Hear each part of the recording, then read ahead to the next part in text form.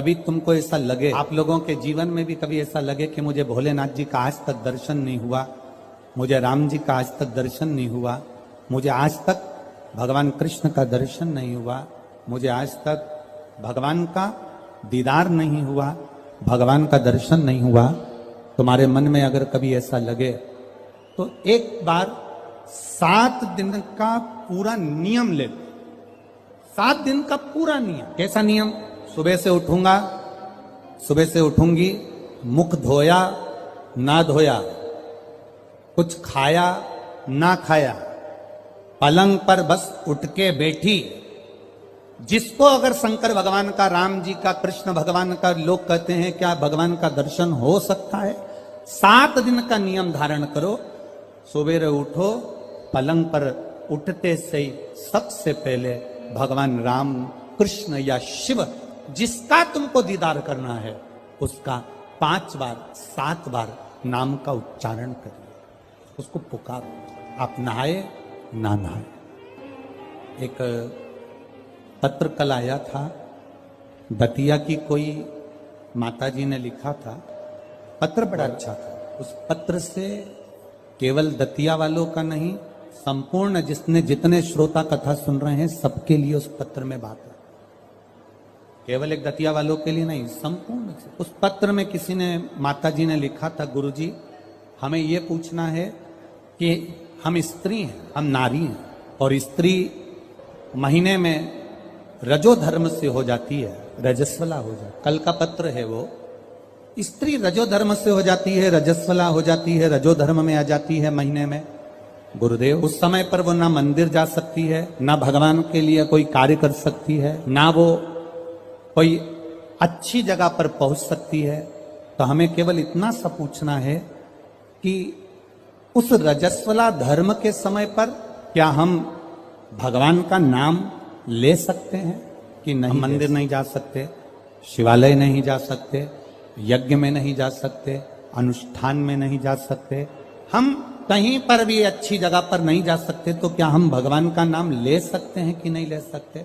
तो महाभारत का चरित्र उठाकर देखिए, द्रौपदी का 3 दिन जो धर्म, और दुशासन ने चीर खींचा, द्रौपदी का बाल पकड़कर दुशासन सभा में लेकर आ गया। 3 दिन का रजो धर्म है द्रौपदी का, और बाल पकड़कर दुशासन सभा में लेकर आया। और द्रौपदी ने सबसे निवेदन करा, द्रौपदी ने सबसे कहा, सबसे प्रार्थना करी, सबसे बोला, पर कोई साथ नहीं दिया।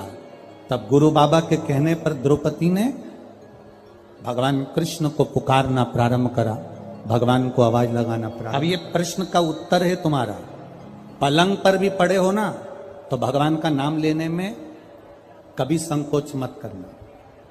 बीमारी में भी पड़े हो ना, भगवान का नाम लेने में कभी संकोच मत करना। बीमारी में, मल और मूत्र में भी पड़े हो तो भगवान का नाम लेने में कभी संकोच मत करना।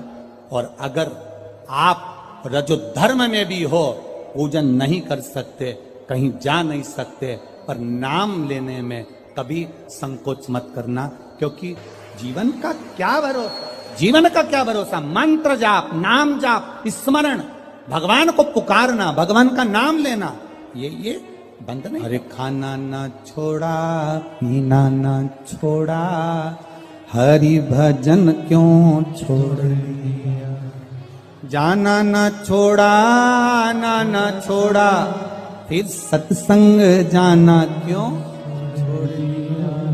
भगवान का नाम लेने में, भगवान का स्मरण करने में, भगवान का कीर्तन करने में, हाँ आप श्रेष्ठ जगह पर मत जाइए, किसी वस्तु को मत छुओ। यहां तक शास्त्र कहता है कि अगर किसी ब्राह्मण, संत, गुरु और भगवान के लिए भोजन भी बन रहा है और आप रजो धर्म से हो, तो भोजन पर दृष्टि भी मत दो। यहां तक शास्त्र कह, अगर भोजन बन रहा है तो भोजन पर हमारी दृष्टि भी ना जाए। भगवान का नाम ले सकते, आप उसे पुकार सकते। मृत्यु की घड़ी में भगवान ये देखेगा क्या उस समय पर कि ये रजस्वला धर्म में है, तो अभी इसको हम मार नहीं सकते, अभी हम इसको ले जा नहीं सकते। मृत्यु की घड़ी में ये नहीं देखा जाएगा। मृत्यु की घड़ी में तो केवल तुम्हारा जो करा हुआ पुण्य है, मृत्यु की घड़ी में तुम्हारा करा गया सत्कर्म है, मृत्यु की घड़ी में तुम्हारा करा गया अच्छा कर्म है, केवल वो तुम्हारे सम्मुख में रहेगा। पुकारो, भगवान के नाम को पुकार सकते हो, बुला सकते हो परमात्मा को, पुकार सकते हो परमात्मा को, बोल सकते हो भगवान को। शिव कथुयशा ने अपने पिता के कहने पर पार्थिव शिवलिंग का निर्माण किया। बहुत सावधानी से सुनना, रजस्वला धर्म के अंतर्गत नारी भोजन भी बन रहा है तो उस पर दृष्टि ना दे। रजस्वला धर्म के अंतर्गत नारी पूजन वाली जगह पर ना जाए। रजस्वला धर्म के समय पर नारी अच्छे कर्म की ओर ना जाए। पर रजस्वला धर्म भी अगर तुम्हारा है, कोई बीमारी भी तुमको है, कोई रोग में भी तुम पड़े हुए हो, पर भगवान का नाम लेने में कोई दोष नहीं है। भगवान का नाम तुम कभी भी ले सकते हो जब तुम्हारी मर्जी। 7 दिन का नियम धारण करो। सुबह उठो, भगवान का नाम लो, स्नान करा, पूजन करो, बाबा के मंदिर में जाके 1 लोटा जल समर्पित करो, घर आओ, भोजन करो। भोजन करने से पहले अपने पास में थोड़ी सी अग्नि, जो तुम्हारे यहाँ चूल्हे में हो, जो भी अग्नि हो, उसको लेकर जो भोजन की थाली में भोजन है, उस थाली के भोजन को निकालकर अग्नि में दीजिए। 1 रोटी निकालकर गौ माता की दीजिए, आधी रोटी जो भी भाग निकाल सकते हो वो स्वान को दीजिए, और फिर बाबा का नाम लेकर प्रसाद समझकर भोजन को ग्रहण करिए। दिन में शाम को अपने कर्म को करते करते भगवान का नाम लेते रहिए। जैसे ही प्रदोष काल आए, शाम का समय आए, भगवान देवाधिदेव महादेव का स्मरण कर कर 1 दीप दरवाजे के बाहर लगाओ और बाबा का भजन करो। 7 दिन जो नियम धारण करता है, 7 दिन में किसी न किसी रूप में मेरा महादेव आकर एक बार दर्शन जरूर देता है, ये निश्चितता। पर उसमें हमारी पवित्रता हो, उसमें हमारी पवित्रता का भाव हो, हम पवित्र भाव से, शुद्ध भाव से हम भगवान का भजन। हम तो यहां तक कहेंगे, ये पार्थिव शिवलिंग का आप लोग निर्माण करते हो ना, जितने लोग भी पार्थिव शिवलिंग बनाने के लिए बैठते हो, करोड़ों में शिवलिंग बने, तो बनाते बनाते अगर किसी को उपच भी हो जाए ना, अब मैं थक गई, मैं नहीं बना रही, तो ये बोलने से पहले ही तुम जब शिवलिंग बनाओ और बनाते बनाते तुम्हारे शरीर में ऐसा लगे कि अब मैं थक गई, किसी से मत बोलो कि मैं थक गई, अब मैं नहीं बनाऊंगी, ये मत बोलो। मैं थक गई ये मत बोलो, या ये मत बोलो कि अब मैं तो नहीं बना रही, अब मैं थक गई, तू चल रही क्या मेरे साथ वापिस, ये भी मत बोलो। आपसे नहीं बन रहा शिवलिंग बनाते हुए, आप बस उस शिवलिंग को बनाकर हाथ जोड़कर बाबा देवाधिदेव महादेव से प्रार्थना करिए, भगवान शंकर से निवेदन करिए, भगवान शिव से प्रार्थना कर कर बाबा से विनती करो, बाबा आपकी कृपा से जितना बन सका मैंने आपके शिवलिंग का निर्माण किया है। बाबा ये आपकी करुणा या आपकी उदारता या आपकी दया है जो ये मैंने बनाया, ये आपकी कृपा से, आपकी दया से, आपकी उदारता से मैंने निर्माण किया है। उनसे निवेदन किया है, ये उनसे प्रार्थना करी, ऊबना नहीं है। हम तो कथा में भी कह देते हैं, आपका मन लगे तो शिव पुराण में जाओ, नहीं तो काय को टाइम बर्बाद करने के लिए आते हो। मन लग नहीं रहा, रत्ती भर भी, और पूरी डेंटिंग पेंटिंग करके आई, 2 घंटे तक लाइन खींची, डब्बा भरा, 1 दिन पहले उसके पास भी गई, धागा वाली के यहाँ पहुंची। क्यों आए? कौन ने कहा तुमको कि कथा में जाना जरूरी है? कोई तुमको कहा कि भीड़ बढ़ाने जाओ? तुम्हारा मन लगे तो शिव महापुराण की कथा में आकर बैठो, नहीं लगे तो कथा में भी मत जाओ, अपने घर में मूंगफली सेको और 3 टाइम खाओ, समय बर्बाद करने मत जाओ। मन लगे, शिव कथा कर रही है, मन लगे तो महादेव के मंदिर में जाके 1 लोटा जल चढ़ाना। मन नहीं लगे ना, जबरदस्ती मत जाना कि मैं तो बाबा सियोर वाला महाराज ने कहा है तो जाना तो पड़ेगा, ना ना ना, बिल्कुल मत जा, बिल्कुल मत जा। मन करे वो कहते हो ना, दिल तुझको दिया ये क्या कर दिया,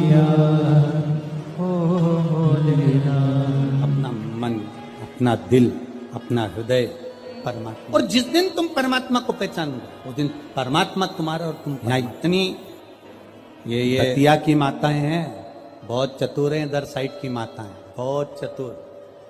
इधर की माताएं इतनी चतुर होती हैं कि शादी विवाह में अगर गणेश जी नहीं मिलते हैं तो ये गोबर का और मिट्टी का गणेश बनाकर मटकी पे रखकर पूजन कर देती हैं।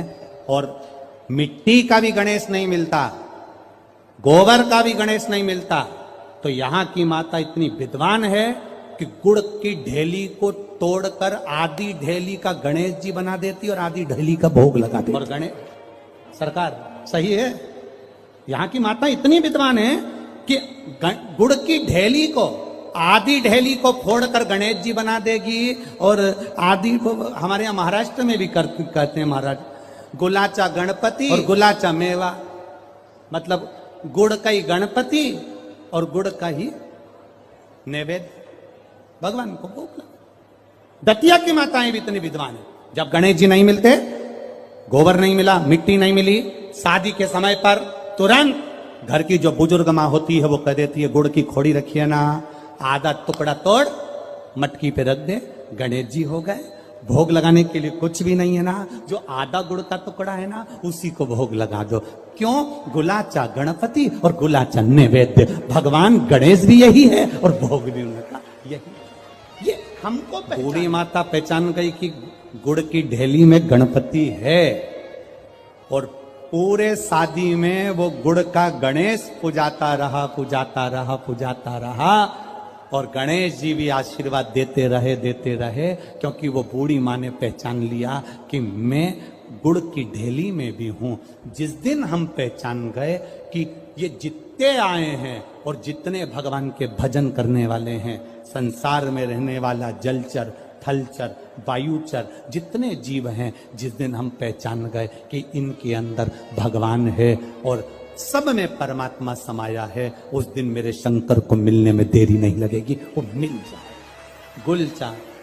गुलाचा गणपति और गुलाचा आधा, ये हम समझ नहीं पा रहे हैं भगवान, हम परमात्मा को जान नहीं पा रहे। सुयशा ने भगवान शिव जी की आराधना करी, पार्थिव शिवलिंग का निर्माण करने के लिए बैठी, और जो निर्माण करा, मात्र 7 दिन निकले थे सुयशा को, देवादिदेव महादेव प्रकट हो गए।